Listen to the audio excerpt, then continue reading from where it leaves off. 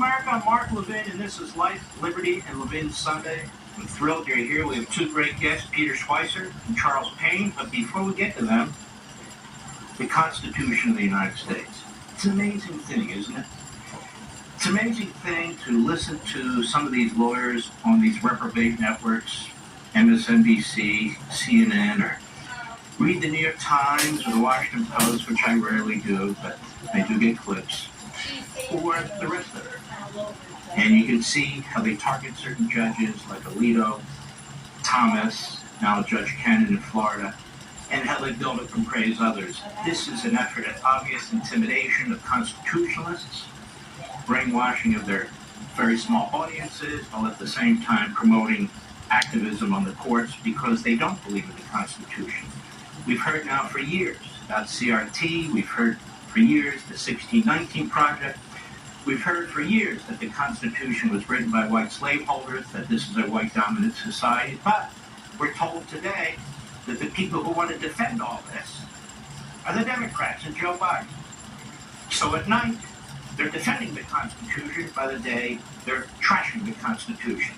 What does that mean? It means they hate America. They truly do. They want to undermine America. And that's them, not us. So we have the Commerce Clause of the United States that has been eviscerated by the left. They're attacking the Electoral College as I speak. The power of the state legislatures to make election laws has been under attack and still is in courts throughout America. They've attacked the First Amendment, the Second Amendment, the Fourth, the Fifth, the Sixth, the Eighth, the 10th, and the 14th Amendments. Does it sound like they support democracy in America? No, I don't think so. I call the 25th Amendment now the dormant 25th Amendment because it applies to Joe Biden today. He has dementia. He's mentally unfit to stand trial. He's certainly mentally unfit to be president of the United States. But, of course, we're all faking it. And Joe is really the sharpest tack in the drawer. Now we have this appointment clause. And so the appointment clause is now center stage in the case in Florida, Fort Pierce, Florida, involving the documents case. Now, if you are foolish enough to listen to all the legal analysts on these other networks, you won't have the foggiest idea what's going on, because all they do is play politics. But this is about your Constitution. This is a very, very important issue that, again, goes to the issue of separation of powers. The Democrats only like separation of powers when they're out of office. When they're in office, they reject it. Why? Because in order to advance their American Marxist agenda, you have to destroy the barriers that are against it. And that's the Constitution. And that is their constant effort to attack, attack, attack while they dress themselves up as George Washington and claim they support democracy. Joe Biden has done this his entire life. He undermines, character assassinates, smears people who really do believe in law and order, in a true justice system, and our Constitution, while he's pushing the opposite, as I explained in some detail in last night's program. What is this appointment clause? Well, let's go to the constitution.congress.gov. What does Congress say? It's Article 2, Section 2, Clause 2 of your Constitution. It says in part, he, the president, shall nominate, and by and with the advice and consent of the Senate, shall appoint ambassadors, other public ministers and consuls, judges of the Supreme Court, and all other officers of the United States whose appointments are not herein otherwise provided for, and which shall be established by law. So you and I look at this constitutionally, say that's pretty clear. Well, the left, their lawyers, their justices, their judges, they look at it and say, how do we get around this? You and I look at it, how do we uphold it? This is what it says. They say, how do we get around this? Now, they continue to say there, the deliberations at the Constitutional Convention in Philadelphia, major writings of the prominent supporters of ratification, and the words and records of the state ratifiers of the federal Constitution reveal careful consideration about the proper method of appointment for federal office. The delegates to the Constitutional Convention, designing a system of appointments for federal government offices, drew on their experiences with two flawed methods of appointment. First, the colonists who lived during the American Revolution resented the often unilateral power of the English crown and the royal governors, the colonies, to create and fill government offices.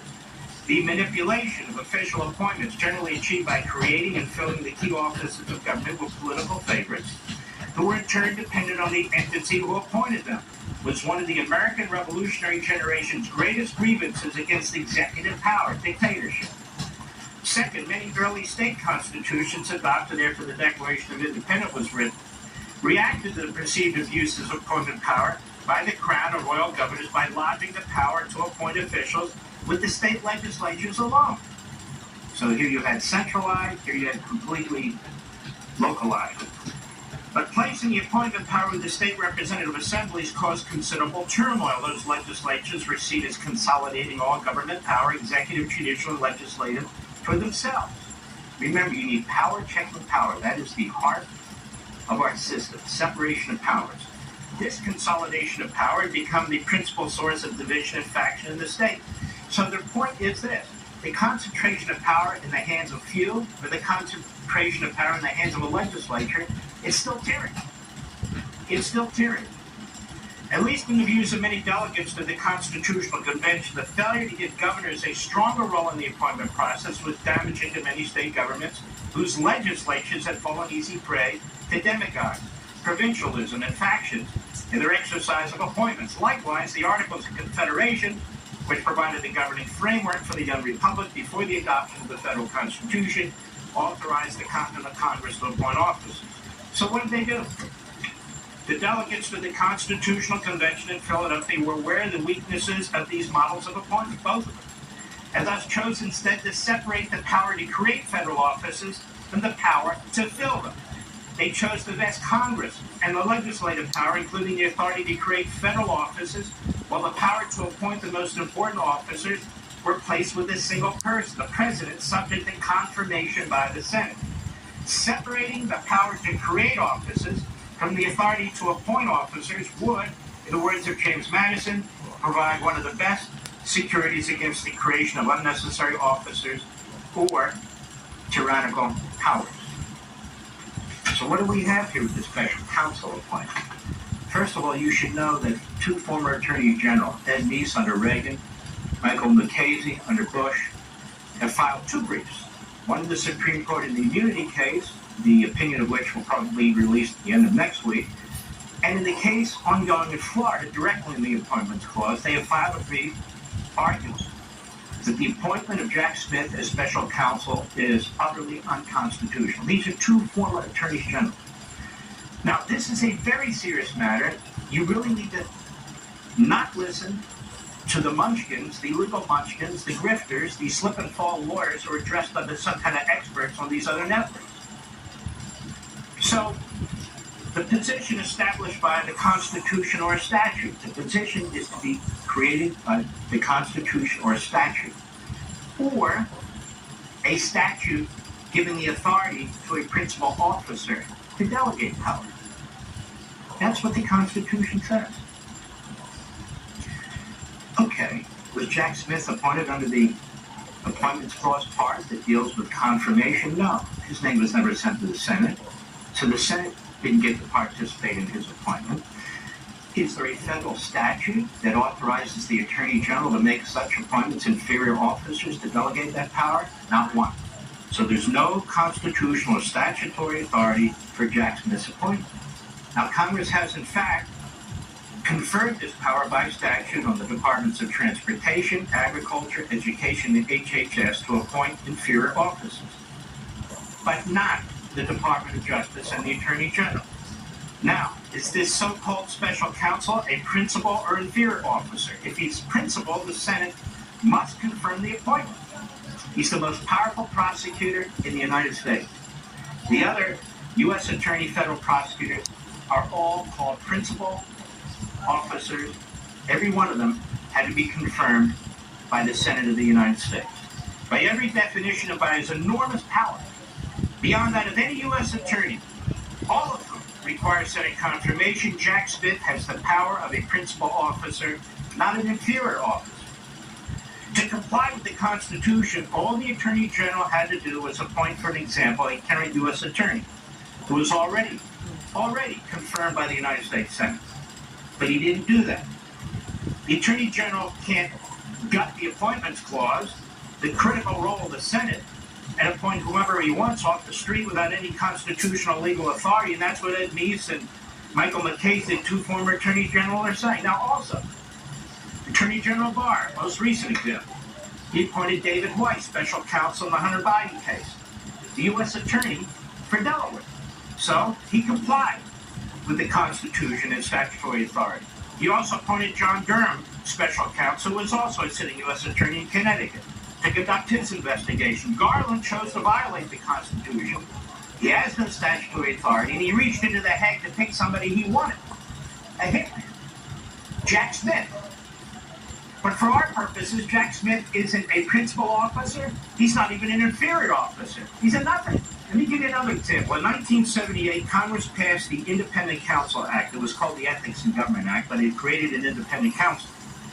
It allowed the appointment of a special counsel by a special 3-judge panel. I know, I lived through this. I was Chief of Staff to Attorney General Meese when independent counsel were being appointed left and right. The law had a sunset provision every 5 years. It was not renewed, and it expired in 1999. Both the Republicans and the Democrats said, enough of these independent counsels. They're doing damage. They're responsible to nobody. But they didn't then pass a statute to create the power within the Department of Justice for the Attorney General to appoint a special counsel. A regulation was issued by the Department of Justice giving itself power to appoint a special counsel. Well, that doesn't fly, does it? You remember the beginning. Congress wanted checks and balances, separation of powers, power versus power. The president can appoint, but the Senate gets to have a say. An attorney general can appoint, but he can't appoint somebody like Jack Smith. The Department of Justice does not have independent power to issue a regulation for appointing a special counsel in violation of the Constitution and without any statutory authority whatsoever. This is the matter that is before Judge Cannon. She's being threatened and intimidated by the media. They are trashing her. You can see the reports from CNN 2 days before the Friday argument, the day before the Friday argument, on the Friday argument the other day. The same thing with the New York Times, the same thing at MSNBC and CNN. They're trying to persuade you that she's a lightweight, that she's really out of her league, that other judges feel this way, that she's slow-walking these cases, that she's a Trump appointee. Well, guess what? Every federal judge is a somebody appointee. Or would they prefer a Biden appointee? Of course. Would they prefer an Obama appointee? They never say about Trump in Washington, who's a horrendous judge. Oh, she's an Obama appointee. The 2 horrendous judges on the panel in the circuit court in D.C. Oh, those are 2 Biden judges. They don't say that, do they? She's to be measured by what she's doing. And what she's doing is exactly the right way for a judge to conduct him or herself. These are unique constitutional issues that are being raised by an unconstitutional, ironically enough, special counsel. Whether it's immunity, whether it's obstruction under the Enron law, whether it is whether his appointment per se is constitutional. These are all issues being raised by the Biden administration, the Justice Department, and Jack Smith that have to be addressed. But they want her to hurry. They want to get this done. They want her to steamroll all these issues. But she's not. She's actually doing what a judge many years more senior than her, with great deal more experience, would be doing. Actually trying to apply the constitutional law to the events that are taking place. One other thing I just want to emphasize. Meese and Mulcahy, the 2 former attorneys general, take this so seriously that they've raised it in the Supreme Court in the immunity case. And they raised it again in the Florida court, in the documents case. And the judge can rule one of 3 ways in Florida. Number 1, she can ignore the Constitution. She can ignore the fact that there's no statute, which would truly just undermine another part of the Constitution and separation of powers, is the steamroller way the Democrats and the left and the Biden administration into this Stalinist-type star chamber. Or she could rule, and should, that the appointment of Jack Smith is unconstitutional, and therefore everything he has done is null and void. Or, secondarily, I support that conclusion, she could argue that the appointment of Jack Smith is unconstitutional and give the Department of Justice 30 days or so forth to hand the case over to a constitutional appointee like a U.S. attorney. I am less excited about that position, but she could do that. And full disclosure, Landmark Legal Foundation, of which I am chairman, has filed one of those briefs and made one of the arguments on Friday that Smith is an unconstitutional prosecutor. So this is a very serious matter, and depending on how the ruling is made, it could have an enormous effect on yet another part of the Constitution and separation of powers that Mr. Democracy Biden and his hack attorney general don't give a damn about. We'll be right back.